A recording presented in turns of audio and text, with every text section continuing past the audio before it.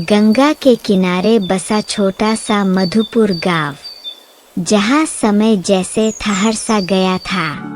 बच्चे खेलते हुए, औरतें पानी भर रही है।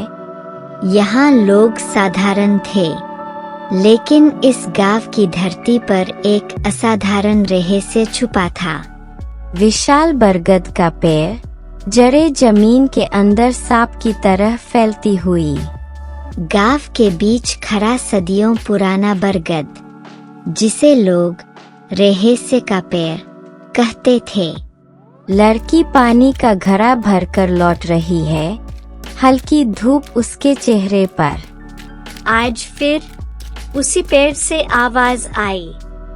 वह पेड़ के पास खड़ी होकर उसे ध्यान से देखती है। लड़की का नाम था कलेनी। उसका इस पेड़ से एक अजीब सा लगाव था। कलेनी पेड़ की जड़ को छूती है। एक हल्की जादुई तरंग जैसी ध्वनि। तुम कौन हो? पत्ते हल्के चमकते हैं, जैसे जवाब दे रहे हों। जिसे गांव वाले डर समझते थे, कलेनी ने उसे एक मित्र की तरह महसूस किया था। गांव के बुजुर्ग दूर से देखते हुए, बिटिया, उस पेड़ से दूर रहा कर। कहते हैं उसमें आत्मा है। ये पेड़ बुरा नहीं है, किसी को नुकसान नहीं पहुंचाता। गांव वाले उसे समझाने की कोशिश करते हैं। छोटी कलेनी रो रही है, पेड़ की जड़ें उसे बारिश से बचाती है। सालों पहले एक तूफान में इस पेड़ ने कलेनी की जान बचाई थी। पेड़ के आसपास नीली रोशनी झिलमिल करती है।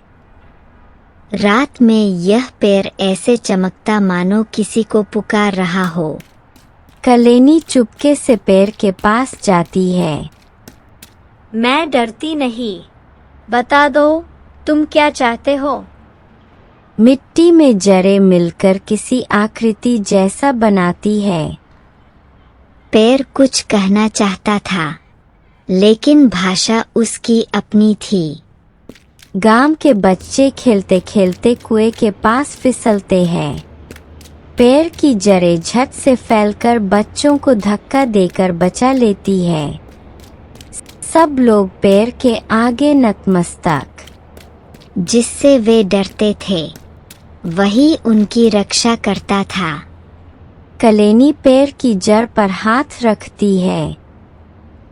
धन्यवाद, तुमने फिर एक जीवन बचाया।